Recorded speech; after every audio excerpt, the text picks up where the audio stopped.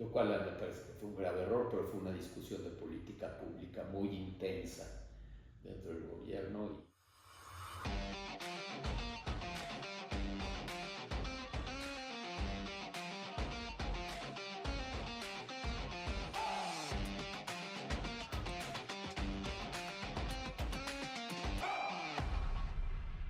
Buenos días, muchas gracias a todos por estar aquí con nosotros en el siguiente episodio de ¿Qué sigue?, donde hablamos sobre innovación. El día de hoy tenemos como invitado a Ricardo Nene, socio emérito de Kearney. Ricardo, muchas gracias por estar con nosotros. Gracias, Carolina, y gracias por la invitación y por considerarme aquí para esta plática. No, claro. Pues platícanos un poquito sobre tu trayectoria profesional para haber llegado a ser socio en Kearney.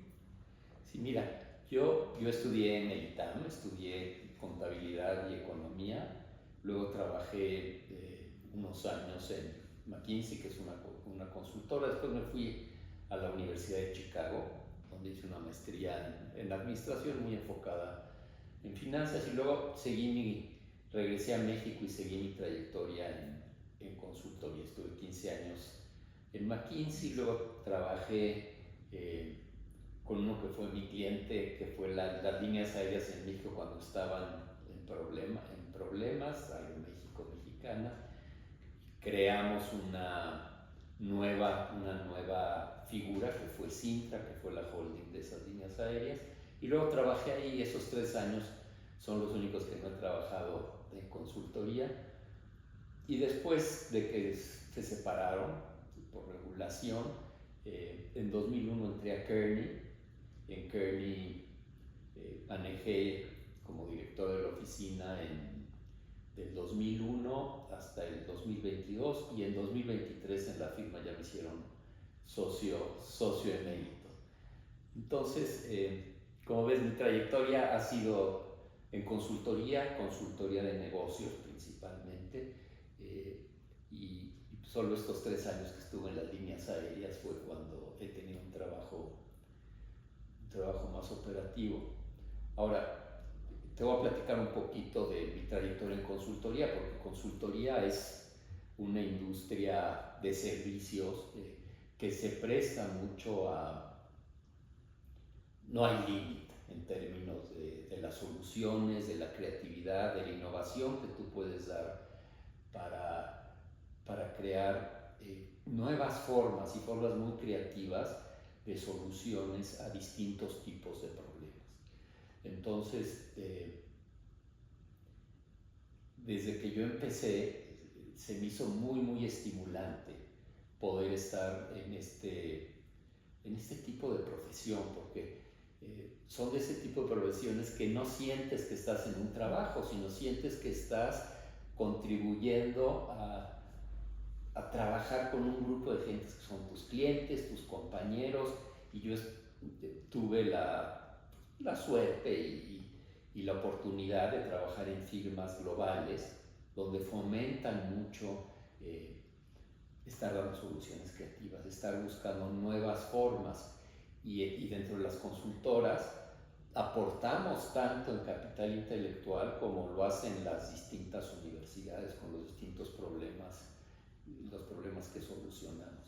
Entonces, ahí en consultoría yo creo que estuve en un entorno, en un ecosistema muy interesante para buscar soluciones creativas e innovativas en distintos tipos de problemas. Y si quieres podemos entrar a qué tipo de cosas y qué tipo de ejemplos. Sí, definitivamente. Pero antes te quería preguntar ¿cómo fue tomar esta decisión de irte de McKinsey a Kearney? Yo había hecho varios estudios para las líneas aéreas dentro de McKinsey. Desde que entré, cuando entré, que regresé de mi maestría en la Universidad de Chicago, hubo unos intentos de privatizar, porque eran del gobierno, las líneas aéreas. Entonces, hicimos los estudios para hacer toda la privatización. Nosotros junto con nosotros veíamos la parte operativa y los investment banks veían la parte financiera. Y durante 3 oportunidades que se iban a privatizar.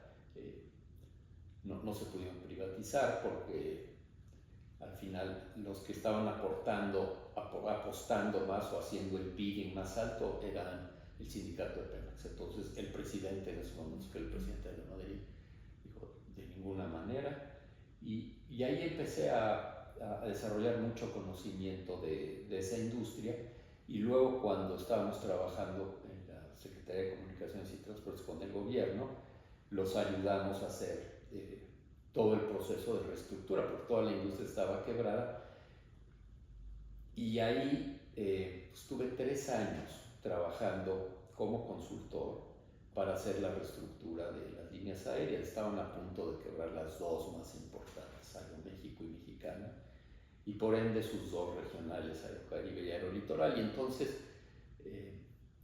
trabajé con el que era el director general, que era Ernesto Martes, que era el CEO, y después de 3 años, que fue el cliente más importante de McKinsey, entonces de líneas aéreas a nivel mundial, me invitó a ser el director de la estrategia del Network Strategy, y ahí estuvimos 3 años hasta que el gobierno decidió que ya no podían seguir juntas.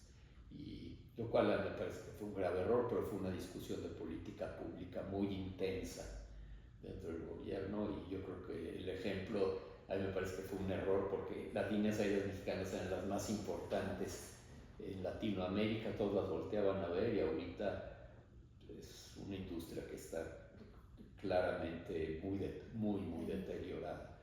Entonces, yo estaba encantado, esa industria es una industria divertidísima, porque ves todo, ves las partes de operaciones, ves la parte de los clientes, puedes buscar soluciones súper creativas en términos de dónde volar, cómo hacer el pricing, cómo tener los distintos segmentos, cómo optimizar todo. Y cuando la separaron, me pidieron que me quedara, y yo dije, no, pues ya llevo tantos años aquí para que no le veía futuro al entorno. Y como había trabajado en McKinsey, pues yo dije, no, pues ya, a ver qué otra cosa busco. Y me buscaron las gentes de Kearney, ¿sí? Y bueno, me gustó. Cuando entré a Kearney en México, llevaba desde 1994, en México tenía poca presencia, ¿sí? Y cuando yo entré en 2001 no había ningún cliente, había 10 consultores, y lo que logramos fue hacerla crecer. Y ahorita, con el equipo que ahorita que está manejando operativamente, digo, la crecimos a cerca de 70 consultores, y competimos de una manera bastante intensa y importante, tanto por el mercado de consultores como por el mercado de clientes en distintos segmentos. Entonces, por eso fue el cambio, fue muy circunstancial. Y yo creo que la experiencia y la formación que tuve en McKinsey fue extraordinaria, y luego la experiencia en una firma como Kearney también fue más una experiencia más de emprendedor, de competir luego contra McKinsey, que tiene una presencia global tan importante. Fue muy interesante, ya desde el otro lado, de ver cómo lograr la confianza y la aportación con clientes, y lograr sustentabilidad en términos de mantener esa presencia en México, que es un país clave para una firma global de consultoría. ¿Y cómo le han hecho justamente con esto para crear esta lealtad con los clientes? Pues mira, para lograr lealtad con los clientes, pues tienes que asegurarte primero que cuando te dan la oportunidad de apoyarlos, de que siempre estés dispuesto a, como se dice en inglés, over-deliver, o sea, estar por arriba de las expectativas. A mí lo que me ha gustado en consultoría desde McKinsey fue el modelo que yo he aprendido, es tratar de buscar relaciones de largo plazo, no nada más estar buscando proyecto por proyecto, y a veces se puede y a veces no se puede, pero yo te diría que yo tuve, no sé, entre 5 y 6 clientes con los que pude desarrollar una confianza más allá que profesional, ¿no? Que te tenían confianza para ir y resolver apoyarlos a resolver sus problemas y donde estaba perfectamente alineado lo que ellos buscaban con la forma como que tú los estabas apoyando. Yo creo que esa es una de las claves, la confianza y usar todos los recursos que tienes en la firma en términos de soluciones, del capital intelectual que les ofreces, ser suficientemente creativo para buscar soluciones importantes y luego tener la capacidad, no solo son soluciones, sino cómo implementarlas. Tener la capacidad de entender cuáles son todos estos elementos que logran cohesión dentro de una organización, ¿no? Que todos estén, los directores y el consejo, que todos estén alineados a un objetivo común y que se instrumenten las recomendaciones. Entonces, logras confianza porque estás dispuesto a darles resultados que son tangibles y que son sostenibles en el tiempo. Y así es como, y luego el mercado mexicano no es tan profundo como un mercado como el de Estados Unidos, entonces a veces estás en una industria, estás 3, 4 años y ya no te puedes ir con el otro jugador porque pues, era competidor y entonces tienes que buscar la versatilidad de moverte en distintas industrias y por eso las firmas globales de consultoría te ayudan mucho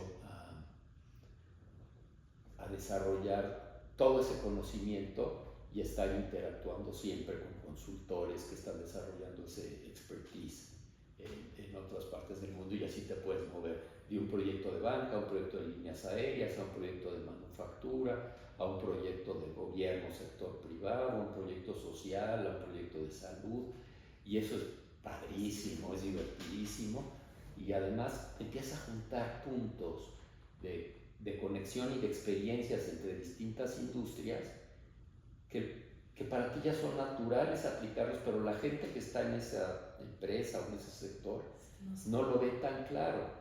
Entonces, como se dice, es out of the box, ¿no? Sí. Es la parte de la creatividad y de la innovación. ¿Cómo te sales del entorno específico de una situación para buscar soluciones que probablemente ya se aplicaron en otros lados de una manera natural, pero que aquí se vuelven muy creativas y muy interesantes? Entonces, tu pregunta, a veces las circunstancias te van abriendo oportunidades, horizontes, y así acabé en Kearney. Dentro de Kearney también, así como en McKinsey, tuve mucha versatilidad de juego entre distintos sectores, entre trabajo con el sector privado, sector público, sector social. Eso lo traté de fomentar también en Kearney y conocer otros mercados. Por ejemplo, yo me fui en 1994, yo dije, este es un año de elecciones, ¿sí?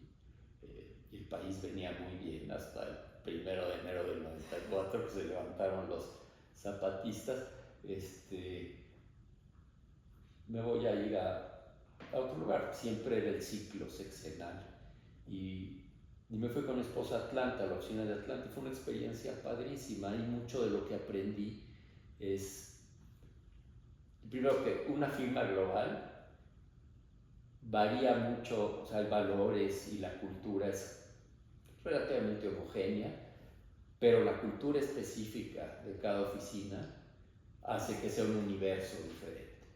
Y entonces, el que era el director de la oficina tenía una serie de principios muy interesantes, que era: la gente es el centro de nuestra relevancia, de nuestra comunidad, de lo que aportamos.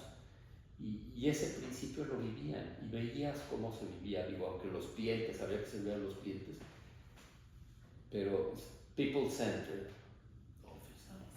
Y ahí yo, cuando entré a Kearney, le hice una oficina, la oficina de México, una oficina muy centrada en la gente, y eso no se mantiene solo, sino que tienes que reclutar a la gente que tiene ese perfil y solito las generaciones lo van. Entonces, esa parte de las soluciones muy importantes que tienen que ser racionalmente con insights importantes y el otro punto que te decía es cómo las organizaciones entender dónde están las organizaciones para que se instrumenten las cosas, y el otro punto es cómo estimulas y desarrollas a tu gente para que de veras se viva en el día a día que ellos son el punto importante y que todos tienen la capacidad de contribución, que todos pueden ser empresarios, emprendedores dentro del contexto de la solución de problemas. Y uno de los principios que hay que vivir dentro de consultoría, que siempre lo decimos, pero hay que vivirlo, es que somos no jerárquicos. Y para tener un entorno estimulante de innovación y de creación, tienes que permitir que de abajo arriba fluyan las ideas, de arriba abajo, y que nadie se sienta que tiene que seguir las ideas. Todos pueden cuestionar y todos pueden contribuir y crear. Entonces, ese tercer punto de la gente es crucial, y es crucial para cualquier ecosistema y grupo de creación y de innovación. Sí, justo estaba escuchando a alguien, una plática, que decía que en vez de leadership, hacer como un givership, ¿no? Entonces como que les das las herramientas para que ellos también puedan volverse líderes, y está muy padre.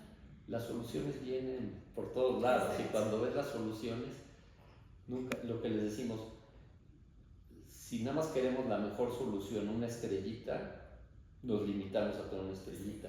Si todos contribuyen y empiezas de una idea y todos empiezan entonces creas un universo de estrellas, ¿no? Y eso es lo que quieres lograr para de veras hacer la diferencia en lo que estés contribuyendo. Qué padre. Y como consultor, tantos años de experiencia, ¿qué recomendación le tendrías a alguien que pues igual quiere tomar este camino? Ay, pues es una experiencia divertidísima. Es divertidísima, súper estimulante personal, profesionalmente, en el desarrollo de gente, en el desarrollo de relaciones que tienes con distintos clientes. Luego, no solo atiendes a firmas, sino atiendes a clientes que te buscan. Entonces, mucha gente, mira, hay distintos caminos en consultoría. Muchas gentes después de su carrera o de su maestría lo toma como una extensión de su formación y se van al año, 2 años. En promedio en consultoría duran 2 años, 2 años y medio. Algunos nos quedamos toda la vida profesional, como yo y algunos de mis colegas, pero cualquier camino que sigas es un camino que te va a ayudar a formarte, ¿sí? Con una visión muchísimo más amplia, y donde el límite de tus aportaciones y de tus intereses y de inquietudes es totalmente abierto, totalmente abierto. Como maestro y luego das pláticas, que es como un mensaje que te encanta que pues estos estudiantes, esta gente se quede. Pues mira, a mí lo que yo he visto, y ya sabes, siempre tienes role models, ¿no? O sea, gente que dices, esta gente me inspira y me inspira por tal cosa, y la gente que te inspira en distintas etapas de tu carrera. Yo lo que he visto es que la gente que me inspiró en un principio y que además me enseñó, aprendes haciendo mucho. O sea, llegamos con maestrías de las mejores universidades del mundo, y te das cuenta que llegas y te empiezan a dar cursos y entrenamientos y empiezas a aprender mucho en el trabajo. Y depende con la gente con la que empieces a trabajar, mucho de tu formación es importantísima de cómo se va desenvolviendo. Entonces, yo una de las recomendaciones es ver con quién vas a trabajar. Mucha gente me pregunta, ¿qué es mejor, McKinsey o Kearney? Porque tú has trabajado en las dos, y McKinsey y Kearney empezaron juntos, los señores, porque eran maestros de la Universidad de Chicago. Y yo les digo, las dos son, o sea, las 4 o 5 consultoras globales, todas son tan buenas. Reclutamos de las mismas universidades, el perfil de la gente es similar, competimos por los mismos tipos de proyectos. Lo que tienes que entender es dónde te vas a sentir más a gusto, qué tipos de proyectos hay, qué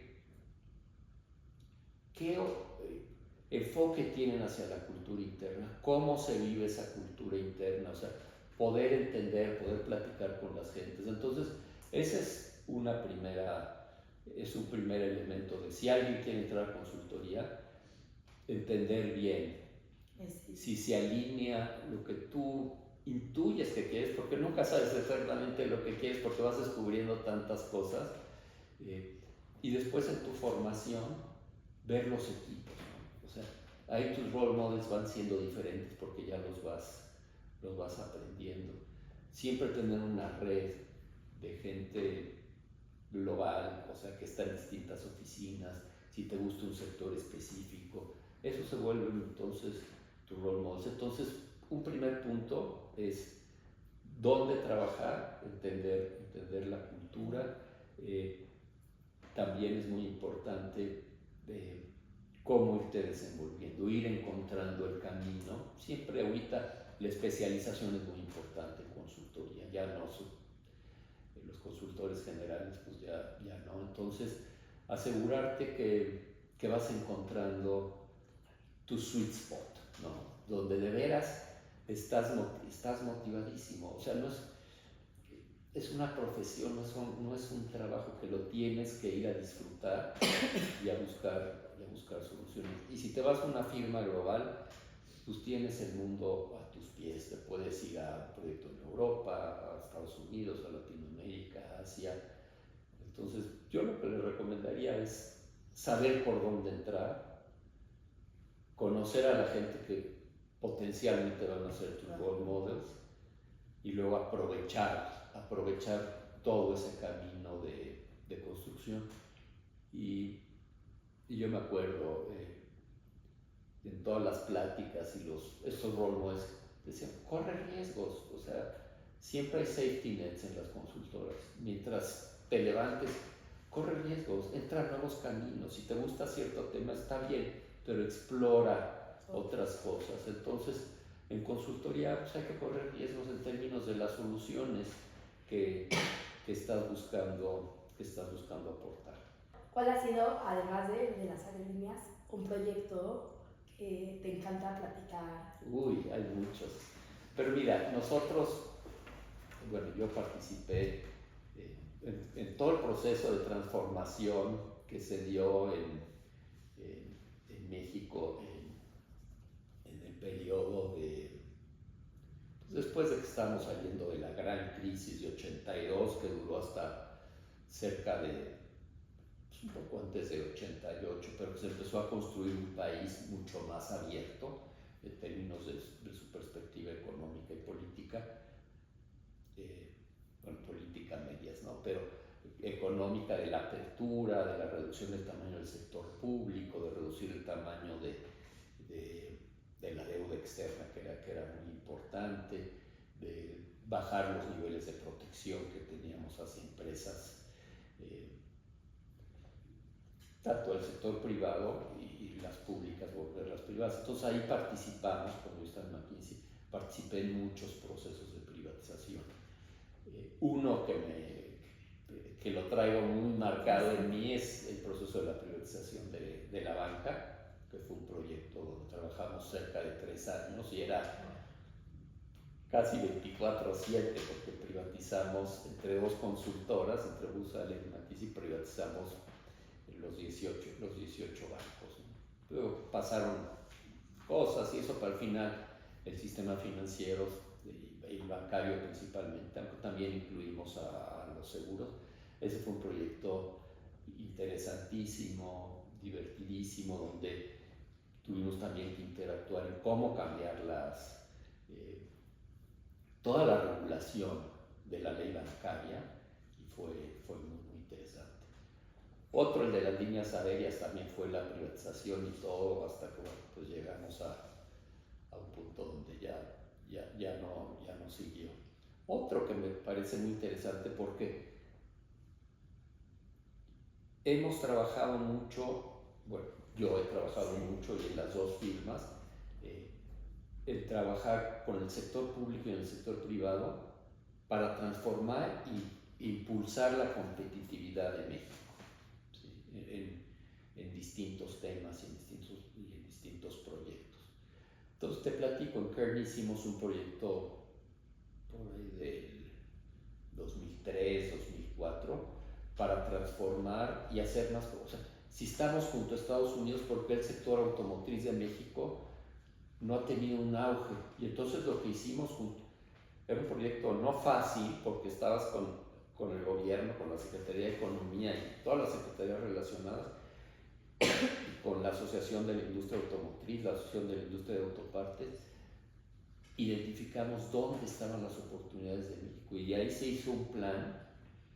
Y ahorita, si tú ves, pues México se volvió una potencia. Sí, ya hay muchísimas plantas de todos. Y Brasil era nuestro principal competidor, pero Brasil veía hacia adentro. Y entonces se potenció. Si México tenía más competitividad, ¿por qué su participación de mercado, en el mercado americano, era tan baja? Y ahí se comunicó todo, todos empezaron a montar, se empezaron a crear, sin dar incentivos de subsidios, sino de oportunidades de mercado. Y ahí fue donde se empezó a crear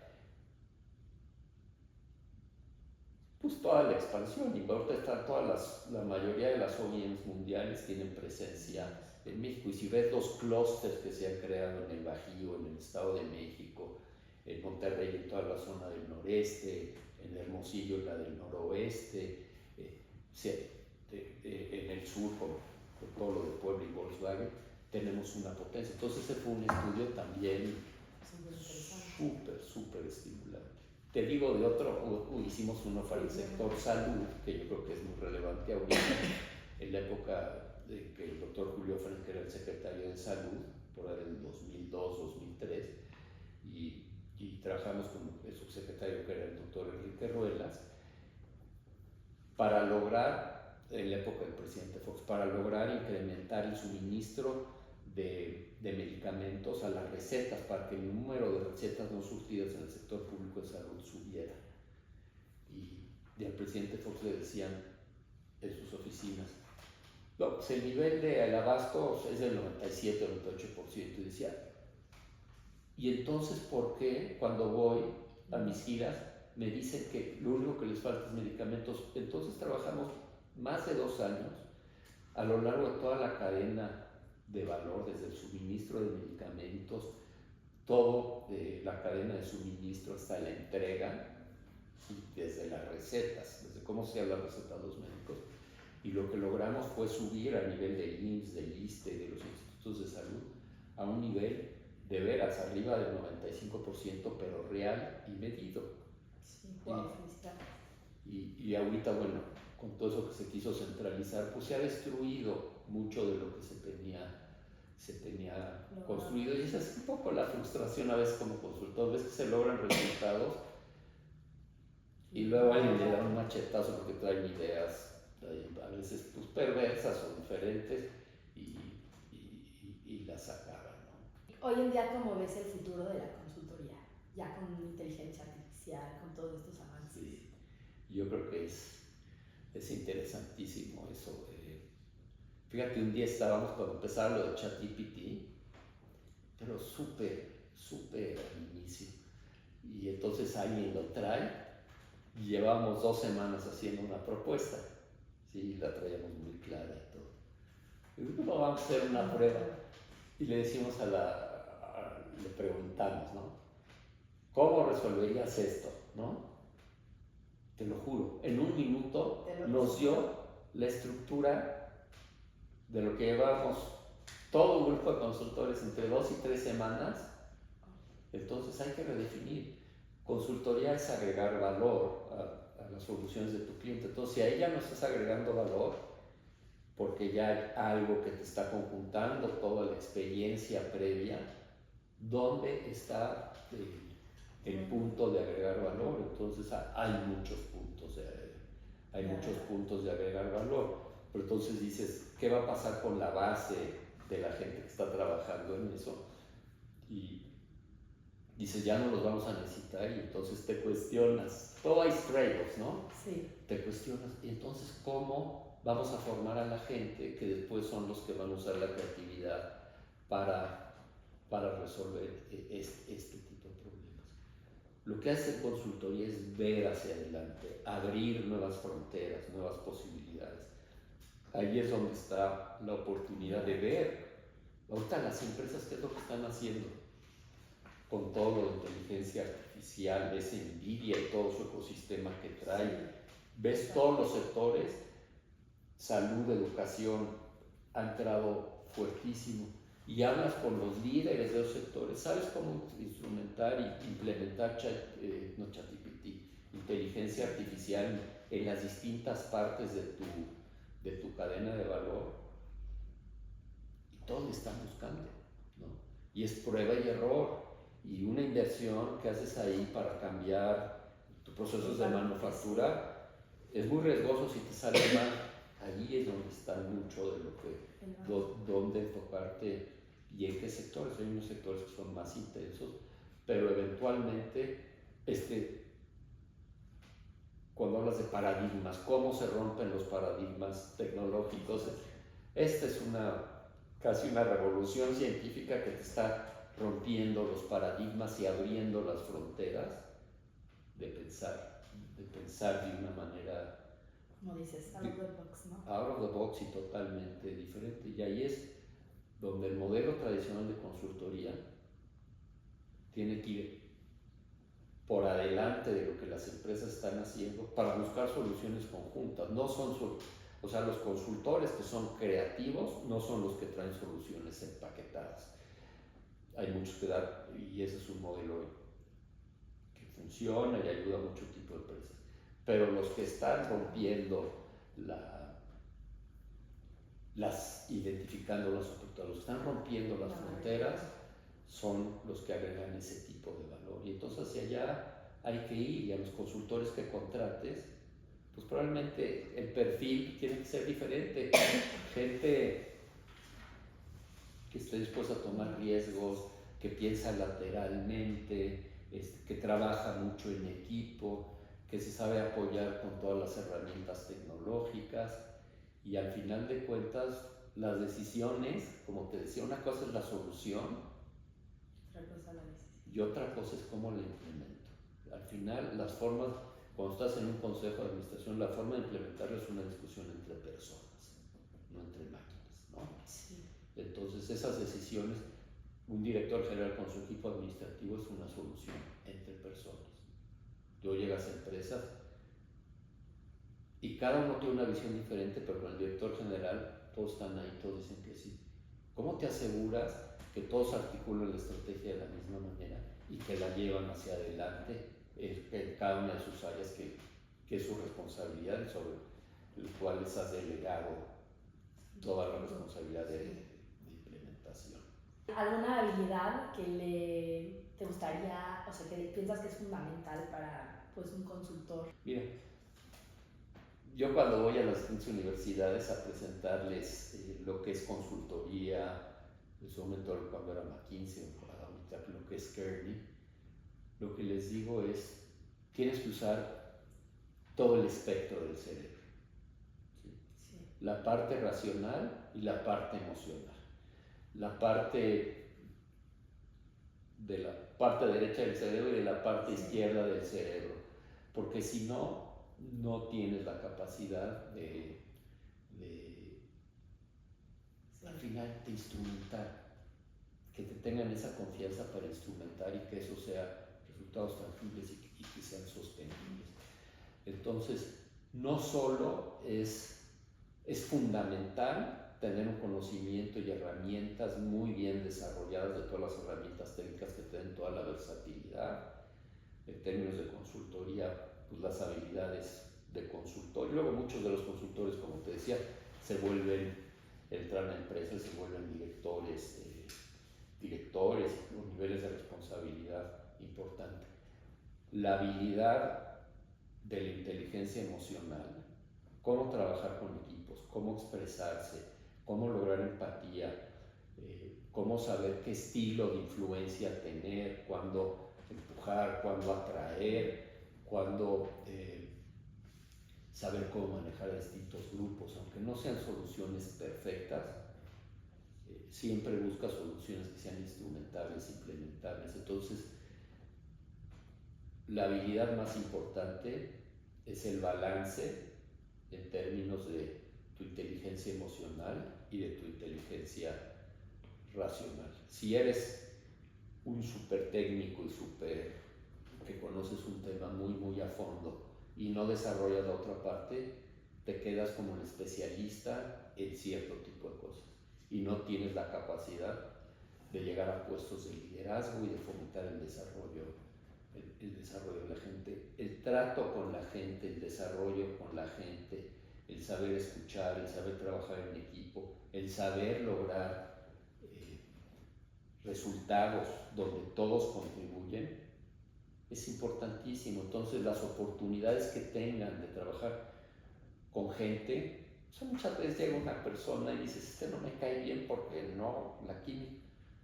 Tener la capacidad de atraer, de colaborar, y entonces empieza a conocer mejor a la gente. Y una cosa que es muy importante es, y que ahorita, digo, hace algunos años, se ha fomentado mucho y es uno de los temas importantes de la diversidad y la inclusión.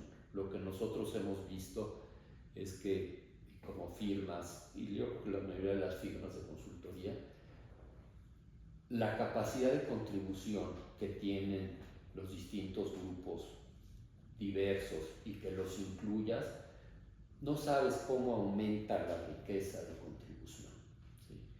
En términos de razas, género, preferencias sexuales, y ves a la gente como es cada gente y te da una capacidad y una riqueza de todo lo que aporta. Entonces, la diversidad y la inclusión es muy importante para esto que te digo, de tener equipos muy poderosos, muy potentes, con perspectivas diferentes.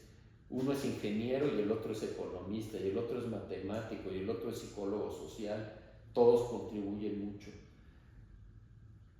Y si te pones en que uno era deportista y estudió su MBA, y otro era filósofo y estudió un doctorado en química, esa diversidad, ¿sí? En todos sentidos, o sea, no ponerle restricciones con prejuicios sociales o con prejuicios morales, ¿no? Sí. Esa libertad que tenga cada quien de desarrollarse hace que la gente fluya y crezca de una manera muy importante. Entonces, no tener prejuicios en términos de la gente, desde que me cayó mal hasta aceptar la diversidad e inclusión de una manera muy integral. Y eso en las consultoras que yo he estado se ha vivido muy intensamente. Siempre hay grupos que no quieren, pero al final los resultados de trabajar con todos esos grupos, luego los conflictos geopolíticos, ¿no? Yo no quiero trabajar, sin poner ejemplos, pero con un grupo u otro grupo en países de Asia o en países del Medio Oriente o en países latinoamericanos y eso, y le restas muchísima capacidad de contribución, y ahí es donde como consultores tenemos muchísima capacidad de integración y mostrar la riqueza que hay de toda la gente y todo lo que limitan los conflictos geopolíticos, ¿sí? Limitan la creación de oportunidades para los distintos grupos de gente.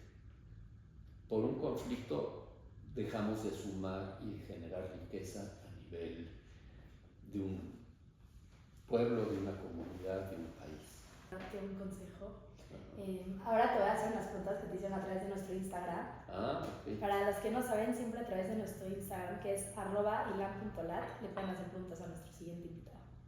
¿Cuál crees que sea el papel de los jóvenes en el futuro económico de México? Total.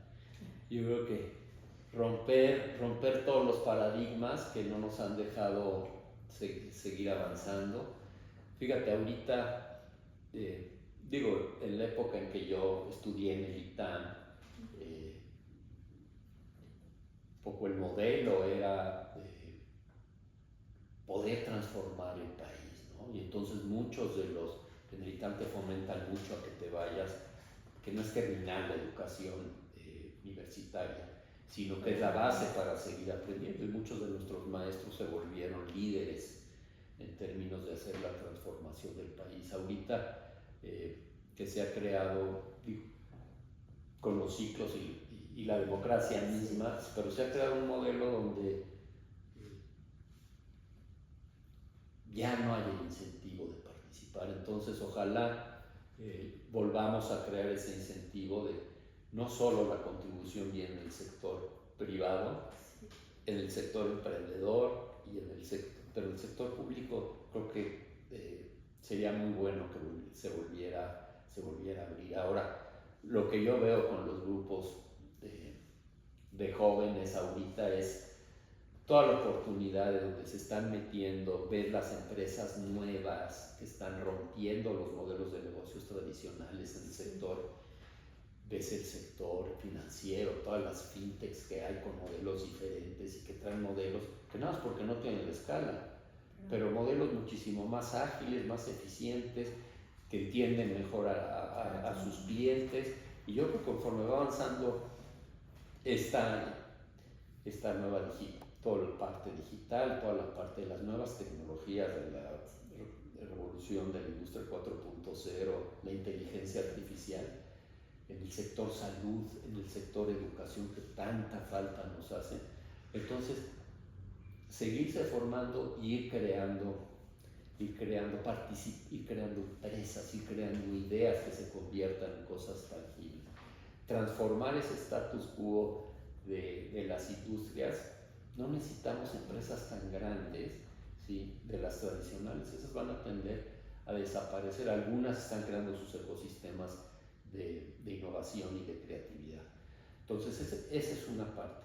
La otra parte, que también lo veo con un gran ímpetu a todas las generaciones jóvenes, nosotros en Kearney hemos trabajado mucho en el sector social. Cómo aplicar y adaptar las soluciones de negocio que son muy creativas, pero al sector social, al sector de filantropía.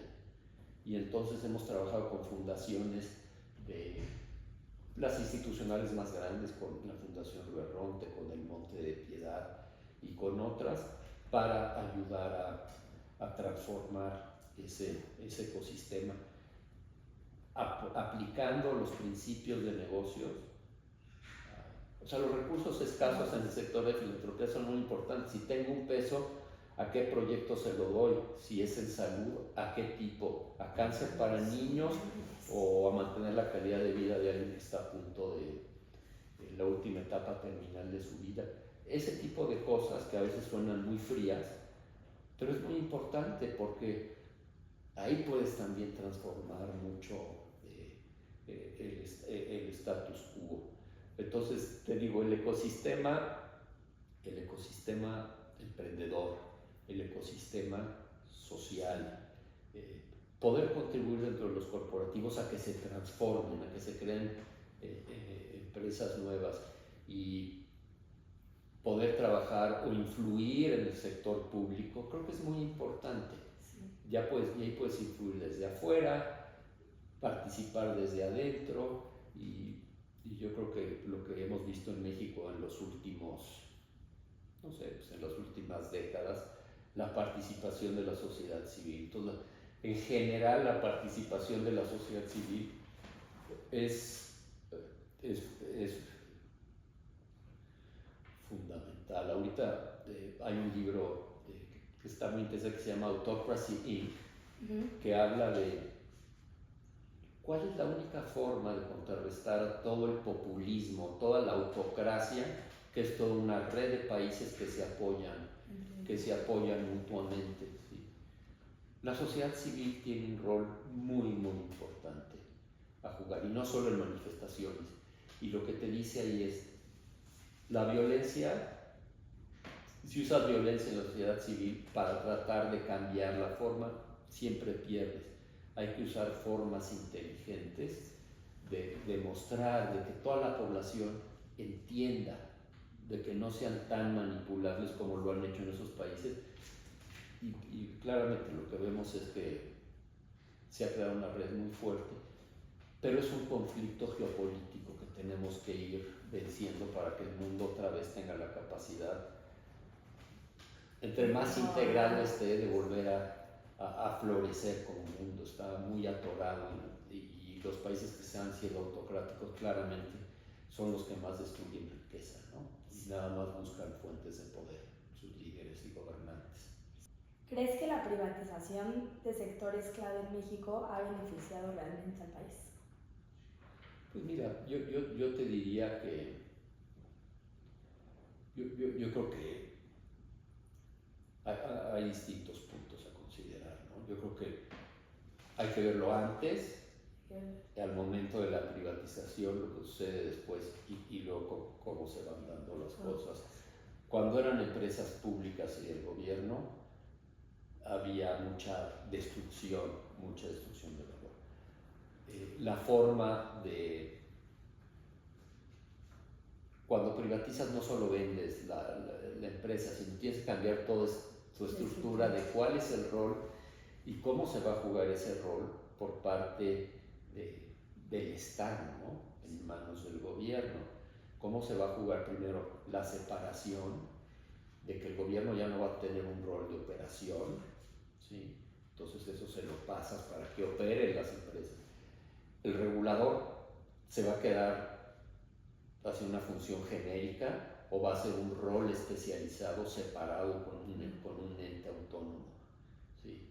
Y después el rol de la supervisión, ¿quién va a estar supervisando, ¿no? Entonces poder lograr todo ese esquema del rol del sector público es muy importante para que esto pueda mantenerse. Por ejemplo, ve el caso nada más de la protección de la banca.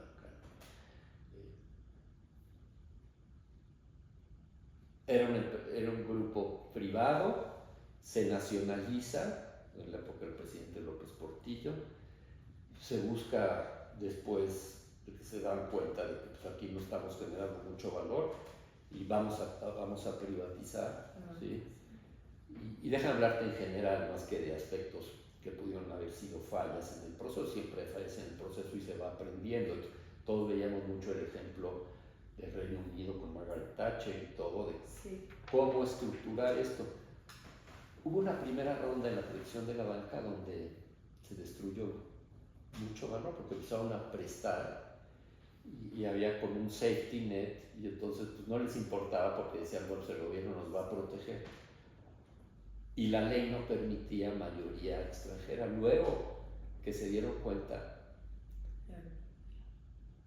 de que se podía generar valor con mayor tecnología, mayor conocimiento, se abrió a que hubiera inversión extranjera.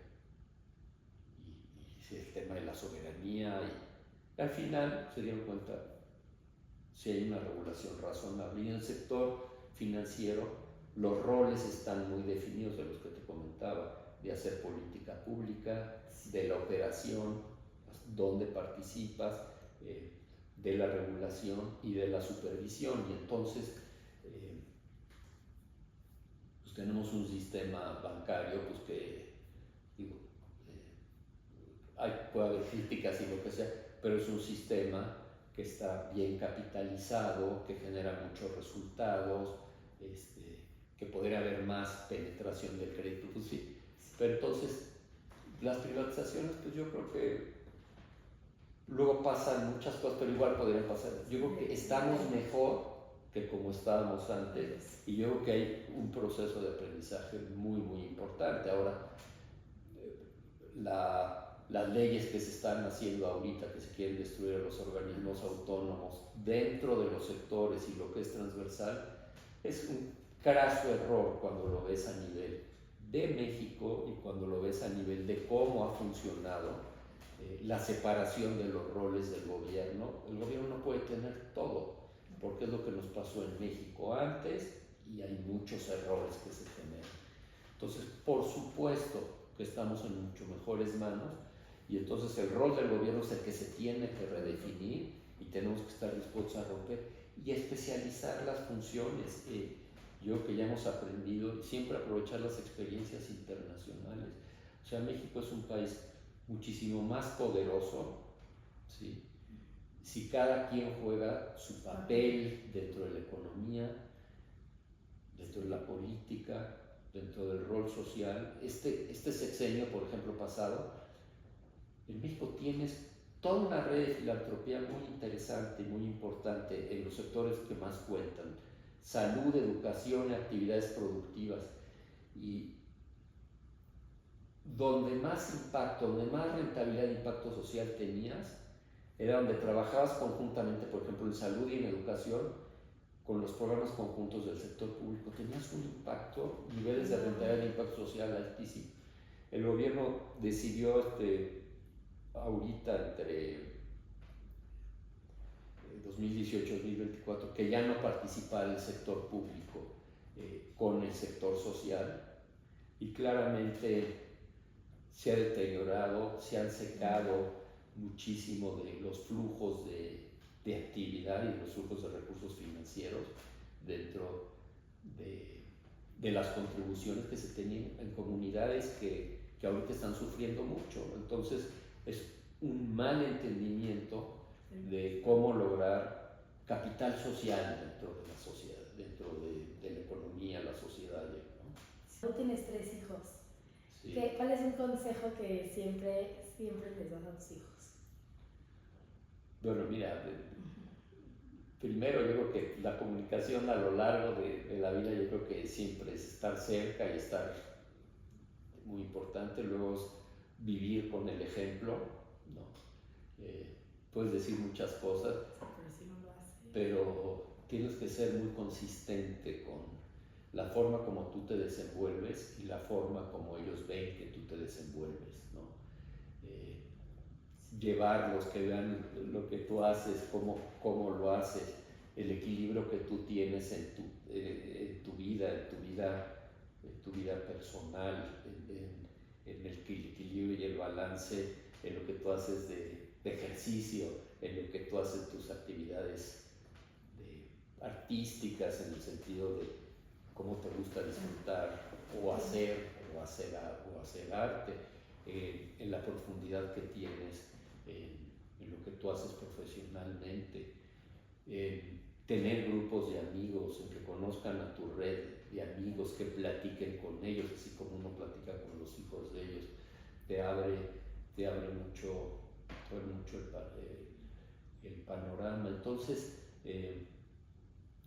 una cosa es lo que les dices y la plática, entre más crecen, más te cuestionan, ¿no? Entonces, eso pues, es natural, pero a veces no eres tú el más apropiado para decirlo, sino a veces tienen confianza con un mentor natural que es un muy buen amigo tuyo. Entonces, estar muy alrededor, muy cercano a ellos en lo que es tu universo de cómo te desarrollas. Y a mí lo que siempre me ha gustado es estar muy balanceado en el equilibrio de la vida profesional, de la vida de lo que es fuera de tu actividad, como lo que es el deporte, las artes, las amistades, y el principio de la familia, que mantener a la familia como el punto central de tu grupo, que es los que están dentro de tu casa, y la apertura a lo que es tu familia más amplia. Yo creo que es importante darle mucha importancia a la familia, y luego que cada uno se desarrolle a su potencial. Y lo que tú les puedes, bueno, en mi caso, lo que les puedes dar es ayudarlos a que adquieran capacidades, ¿no? Sí.